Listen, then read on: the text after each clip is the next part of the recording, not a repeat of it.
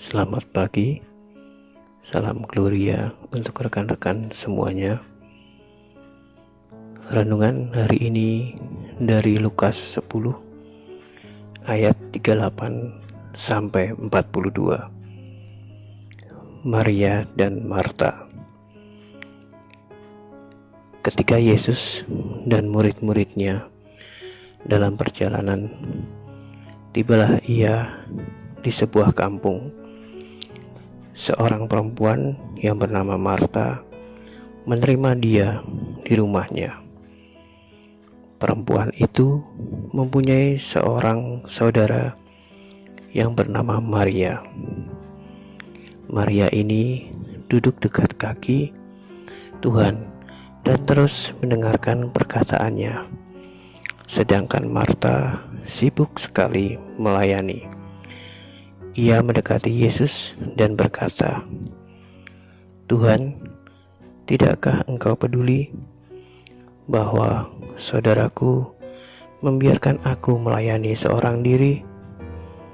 Suruhlah dia membantu aku." Tetapi Tuhan menjawabnya,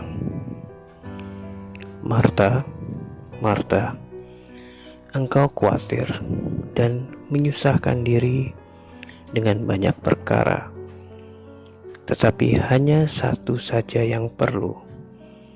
Maria telah memilih bagian yang terbaik, yang tidak akan diambil daripadanya." Ayat yang menarik bagi saya adalah ayat 42. Tetapi hanya satu saja yang perlu. Maria telah memilih bagian yang terbaik, yang tidak akan diambil daripadanya. Kisah ini menggambarkan tentang sebuah kepastian di dalam kehidupan yang penuh dengan ketidakpastian. Kenapa saya menyampaikannya seperti itu? Apakah di antara kita ada yang tahu apa yang akan terjadi kepada diri kita 1 tahun ke depan, 2 tahun ke depan, 5 tahun ke depan, atau bahkan 1 detik, 1 menit, 1 jam, atau bahkan 1 hari ke depan yang terjadi dengan kita? Yang kita tahu jawabannya dari pertanyaan itu adalah ketidakpastian.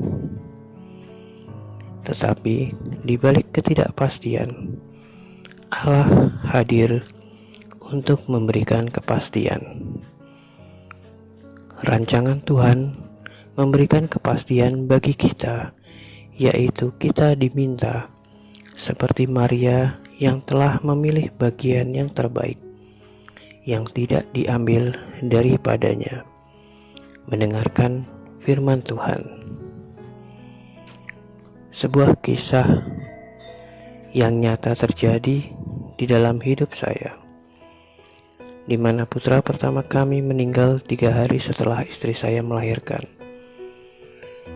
Sebuah keadaan yang sangat berat sekali harus kami terima, dan kami sadari bahwa putra pertama kami meninggal di saat hari itu. Hari ketiga adalah hari di mana pertama kalinya putra pertama kami itu akan bertemu dengan ibunya, karena harus terpisah sebelumnya untuk operasi sesar kelahirannya. Dan hari itu adalah sekaligus hari di mana putra pertama kami itu akan menerima ASI pertama kalinya. Tapi ceritanya lain. Saya harus menceritakan kepada istri saya bahwa putra kami sudah tidak ada sejak pagi hari atau dini harinya.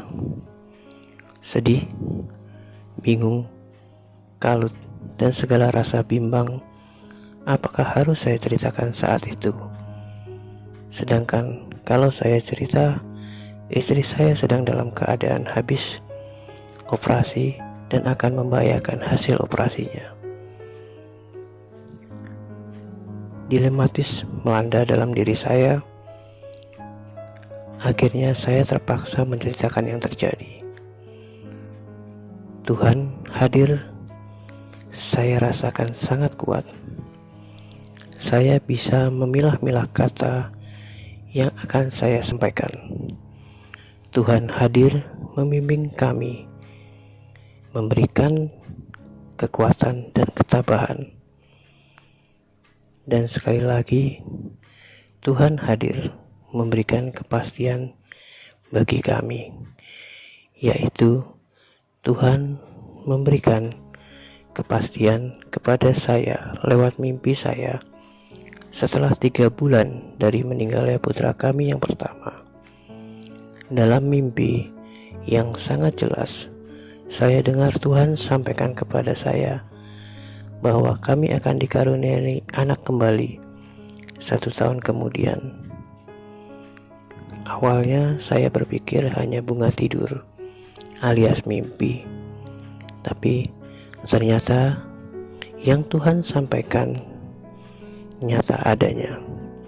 Kami dikaruniai anak kembali 1 tahun kemudian, tidak lebih 1 hari pun. Kami mendengarkan kepastian yang Tuhan berikan kepada kami lewat mendengarkan perintah Tuhan. Banyak kisah dan kejadian yang terjadi dalam hidup kita, dan ternyata baru kita sadari bahwa dengan mendengarkan pesannya, hidup kita dipastikan oleh Tuhan dalam ketidakpastian menurut pandangan kita manusia. Semoga kita semua mulai mendengarkan pesan Tuhan sehingga kepastian hidup kita terjadi dan menepis rasa bimbang dalam kehidupan saat ini yang tidak pasti. Jangan takut untuk berjalan bersama Tuhan. Amin. Deo gracias.